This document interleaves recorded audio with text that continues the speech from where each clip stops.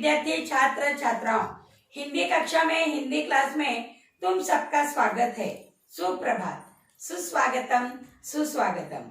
आज हम दूसरी इकाई पाठ दूसरा 2 लघु कथाएं के बारे में जानकारी सुनेंगे, पाठ पढ़ेंगे, उसे समझेंगे। सबसे पहले हम लेखक परिचय सुनेंगे। 2 लघु कथाएं इस पाठ के लेखक हैं हरि जोशी जी, जिनका जन्म 1943 में मध्य प्रदेश के खड़िया में हुआ। सेवानिवृत्त प्राध्यापक हरि जोशी जी की साहित्यिक रचनाएं हिंदी की लगभग सभी प्रतिष्ठित पत्र पत्रिकाओं में प्रकाशित होती रही हैं। इन्हें गोयनका सारस्वत सम्मान तथा वागेश्वरी सम्मान से सम्मानित किया गया। पंखुड़िया, यंत्रयुग, अखाड़ों का देश, भारत का राग, अमेरिका के रंग आदि ये उनकी कृतियां, रचनाएं बहुत प्रसिद्ध है। प्रस्तुत गद्य लघु कथा की विधा में लिखा गया है। यहाँ 2 लघु कथाएं दी गई है। नंबर 1 न्यू, जिसे हम बुनियाद कहते, पाया, और नंबर 2 जीभ का वर्चस्व। न्यू प्रथम लघु कथा में जोशी जी ने बताया है कि हमें बुरे काम का फल, परिणाम, नतीजा बुरा ही मिलेगा, इसीलिए हमें बुरे काम नहीं करने चाहिए। इस कथा के माध्यम से लेखक हरि जोशी जी ने भ्रष्ट लोगों का असली चेहरा सामने लाया है और बताया है कि ऐसे लोगों द्वारा किए गए बुरे काम का फल, नतीजा, परिणाम उन्हें हमेशा बुरा ही मिलता है। नंबर 2 लघु कथा जीभ का वर्चस्व। इस दूसरी लघु कथा में लेखक ने समझाया है कि कठोरता की अपेक्षा हमें विनम्रता अधिक महत्वपूर्ण रखनी चाहिए। विनम्रता अधिक महत्वपूर्ण होती है, इसे ध्यान में रखना चाहिए। घमंडी का सिर हमेशा नीचा होता है। तुम्हें तो पता है खरगोश और कछुआ की कहानी। जैसे खरगोश को अपनी तेज चाल पर बहुत घमंड था, लेकिन कछुए ने अपनी धीमी चाल से ही आखिर वह शर्यत, वह पैर जीत ली और खरगोश का सिर, घमंडी का सिर नीचे कर दिया था। तो इसीलिए हमें कभी घमंड नहीं करना चाहिए।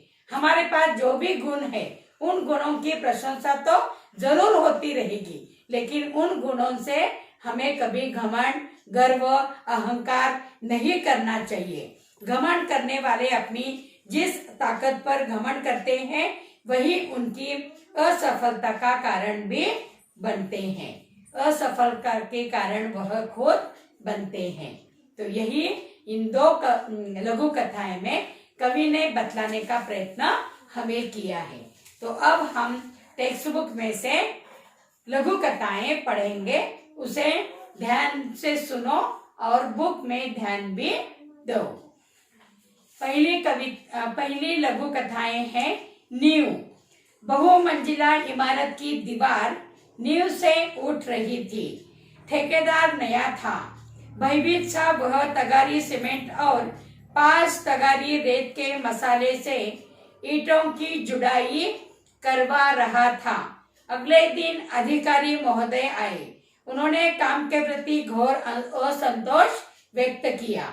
महोदय बोले, ऐसा काम करना हो तो कहीं और जाइए। तो जैसे ही इमारत की दीवार नींव से उठ रही थी, ठेकेदार नया था और वह भयभीत भी हो गया। जब अधिकारी आ गया, अधिकारी उसके काम से प्रसन्न नहीं था, लेकिन बेचारा ठेकेदार अपना काम सही कर रहा था, लेकिन अधिकारी को रिश्वत जो चाहिए थी, इसीलिए उसने उसके काम में असंतोष बता दिया। अगले दिन सशंकित नए ठेकेदार ने 1 तगारी सीमेंट और 3 तगारी रेत के मसाले से ईंटों की जुड़ाई की। संबंधित अधिकारी आए। उन्होंने नींव की दीवार पर एक नजर डाली और वे बहुत क्रोधित हो गए। इस बार ठेकेदार को अंतिम चेतावनी भी दी गई, यदि कल तक काम पर्याप्त सुधार नहीं किया गया तो काम बंद करवा दिया जाएगा। रिश्वत नहीं मिली, इसीलिए अधिकारी ने ठेकेदार को काम में असंतोष बता दिया और कल से अगर काम में तुम ठीक से काम नहीं करोगे तो तुम्हारा काम बंद कर दिया जाएगा। जब नए ठेकेदार की समझ में ये बात आ गई तो उसने अनुभवी ठेकेदार से एक समस्या की सलाह ली और अनुभवी ठेकेदार बताया कि ये महोदय रिश्वत चाहते हैं, इसीलिए काम में कमी बता रहे हैं। नया ठेकेदार ईमानदार था, वह रिश्वत देने और लेने को अपराध समझता था। उनसे भ्रष्ट अधिकारी को पाठ पढ़ाने के लिए, सबक सिखाने के लिए उसने निश्चय जो कर लिया। अगले दिन अधिकारी महोदय निरीक्षण करने आए, देखने के लिए आ गए।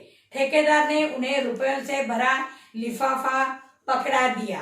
अधिकारी प्रसन्न होकर जैसे ही जाने लगे वैसे ही एकाएक वहां उनसे भी बढ़कर जो अधिकारी थे, उच्च अधिकारी वहां पर आ गए। उन्होंने अधिकारी महोदय को रिश्वत लेते हुए रंगे हाथ सबूत के साथ, प्रमाण के साथ पकड़ लिया। वस्तुतः रात में ही ईमानदार ठेकेदार ने अधिकारी महोदय के खिलाफ उच्च अधिकारी के पास शायद उसने शिकायत कर दी थी। उच्च अधिकारी ईमानदार था। उन्होंने कहा कि कुछ एक भ्रष्ट अधिकारी के कारण ही पूरा प्रशासन बदनाम हो रहा है। उन्होंने भ्रष्ट अधिकारी को दंड दिलवाने का निर्णय ले लिया। सच ही कहा है, बुरे काम का बुरा नतीजा। ठेकेदार और उच्च अधिकारी की ईमानदारी का समाचार चारों तरफ फैल गया।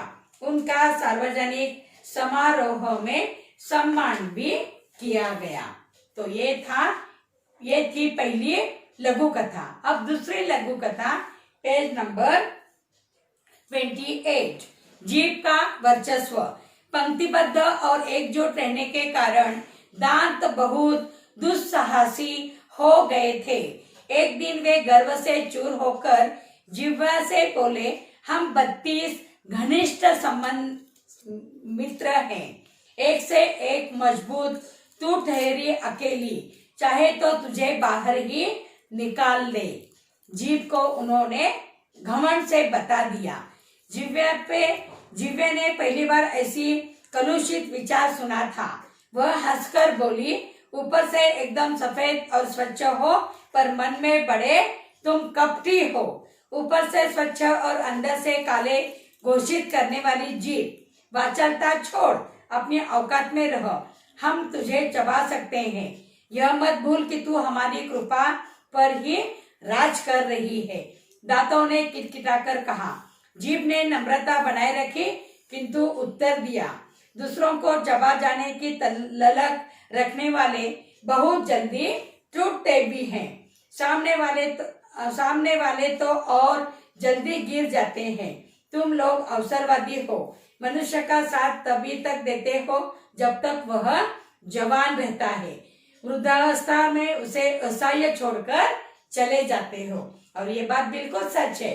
जैसे जैसे उम्र बढ़ती है हमारे दांत एक एक करके गिरने लग जाते, कभी कीड़ लगती है दांतों में, और जो सामने के दांत होते हैं वे तो जल्दी से ही गिर जाते हैं। शक्तिशाली दांत भी आखिर अपनी हार क्यों मानने लगे। बोले, हमारी जड़ें बहुत गहरी हैं। हमारे कड़े और नुकीलेपन के कारण बड़े बड़े हमसे थर्राते हैं, कांपते हैं, डरते हैं। जिह्वा ने विवेकपूर्ण उत्तर दिया, तुम्हारे नकुले या कड़ेपन का कार्यक्षेत्र मुंह के भीतर तक सीमित है। विनम्रता से मैं कहती हूँ कि मुझमें पूरी दुनिया को प्रभावित करने और झुकाने की क्षमता है। मनुष्य में विनम्रता का गुण, और विद्यार्थियों में तो विनम्रता होनी ही चाहिए। विनम्रता से हमारा काम आसानी से पूरा हो जाता है। लेकिन विनम्रता यानी कठोरता, उद्धटपना से हमारा काम जो बनने वाला होता है वह भी अच्छी तरह नहीं बनता। विनम्रता से कहती हूँ कि मुझसे पूरी दुनिया को प्रभावित करने और झुकाने की क्षमता है। जीव है, इसीलिए तो हम बातें करते हैं। दांतों ने पुनः धमकी दी, हम सब मिलकर तुझे घेरे खड़े हैं, कब तक तुम हमसे बचेगी। जीव ने दांतों के घमंड को चूर करते हुए चेतावनी दी, डॉक्टर को बुलाओ, दंत चिकित्सक एक एक को बाहर कर देगा, मुझे तो छुएगा भी नहीं और तुम सब बाहर दिखाई दोगे। घमंडी दांत अब निरुत्तर थे। उन्हें कविता की यह पंक्ति याद आ गई, किसी को पसंद नहीं सकती बयान में, तभी तो दी नहीं हड्डी जबान में। घमंडी दांतों ने आखिर जीभ का लोहा मान लिया। लोहा यानी वजनदार, उसका वर्चस्व जो था वो सच था। जीभ है, इसीलिए तो हम मिठास में लोगों को हमारे सामने झुका भी सकते हैं। तो यही जीभ का लोहा उन्होंने मान लिया। जीभ का वर्चस्व बहुत होता है, यही इस लघु कथा में लेखक ने बताने का प्रयत्न किया है। वर्चस्व हमें कभी घमंड नहीं करनी चाहिए। उसके बाद ये दोनों लघु कथाएं घर पर पढ़ो। पढ़ने के बाद शब्द वाटिका में शब्दार्थ दिए हैं, उसे भी तुम्हें वर्ग पाठ में लिखना है। तगारी, बड़ा तसला, घमेला, कलुषित, अपवित्र, दूषित, ललक, लालसा, तीव्र इच्छा, अवसरवादी, स्वार्थी, मतलबी, बयान, चर्चा, आवाज, कथन, मुहावरे, लोहा मानना, श्रेष्ठता को स्वीकार करना, रंगे हाथ पकड़ना, अपराध करते हुए प्रत्यक्ष सबूत के साथ पकड़ना। तो इस प्रकार पाठ पढ़ो और शब्द वाटिका में जो शब्दार्थ दिए हैं उसे भी लिखो। अगली तासिका में कृति के रूप में जो स्वाध्याय दिया हुआ है उसे भी हम पूरा करेंगे। समझ गए? तो दो लघु कथा में लेखक ने लघु कथा में पहली कथा कौन सी है? नींव यानी बुनियाद, पाया और जीभ का वर्चस्व, यह दूसरी लघु कथा है, यहाँ पर बताया गया है। और यही हमें कभी घमंड नहीं करनी चाहिए। और हमारी नींव अगर बुनियाद अच्छी है तो बिल्डिंग बहुत दिनों तक अच्छी रहती है। जैसे पुल नीचे गिर जाते, ताकि बुनियाद नींव ठीक से नहीं हो। तो हमें इस प्रकार से पाठ पढ़ना है और स्वाध्याय के लिए तैयार होकर अगली तासिका के लिए तैयार रहना है।